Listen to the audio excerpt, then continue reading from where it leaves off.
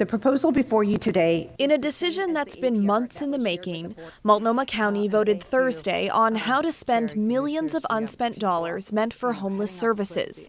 The money comes from several different sources, including over-collected supportive housing services tax dollars. The total amount of unspent funds was originally thought to be $65 million, but it ended up being $58 million.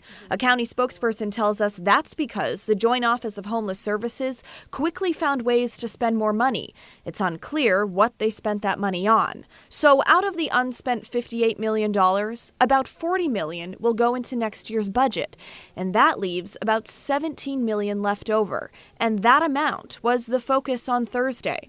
County commissioners voted to spend the money on expanding shelter and street cleaning services in Portland, supporting homeless service providers, and immediate rent assistance.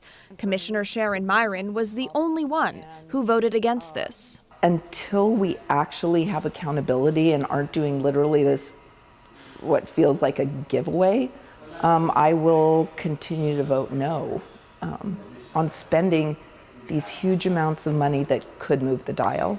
Now, another funding decision that's had a lot of eyes on it lately is whether or not Multnomah County would give Bybee Lakes Hope Center, the state's largest homeless shelter here in North Portland, the money it needs to keep its doors open. They've been asking for $5 million.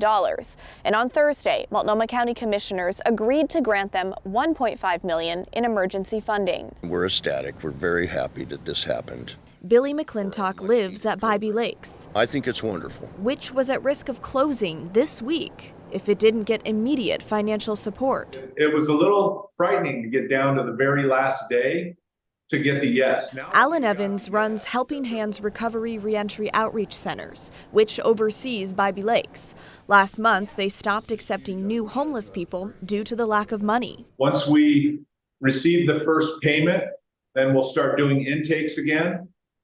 And we're excited for that. We're ramping up for what that looks like. We've got about 90 people on the waiting list to get in our doors. They're expecting their first check next week, but the $1.5 million will only get them through the end of the year. And it comes with a set of conditions, including hiring a third party to review their finances. It's the type of accountability Commissioner Myron wants to see more of. It really boils down to the county having two problems. One, we don't have an overarching plan around homelessness. And two, we don't have accountability for the money that we're spending. Now, just when you thought this whole thing couldn't get any more complicated, we have another layer for you. There's even more money the county has yet to spend, but this money is separate from everything we just told you about. A county spokesperson tells us they will soon be getting an additional, unexpected $50 million from Metro. This comes from supportive housing services tax money that Metro didn't anticipate, and the county will talk about how to spend that money sometime next week. Blair Best, KGW News.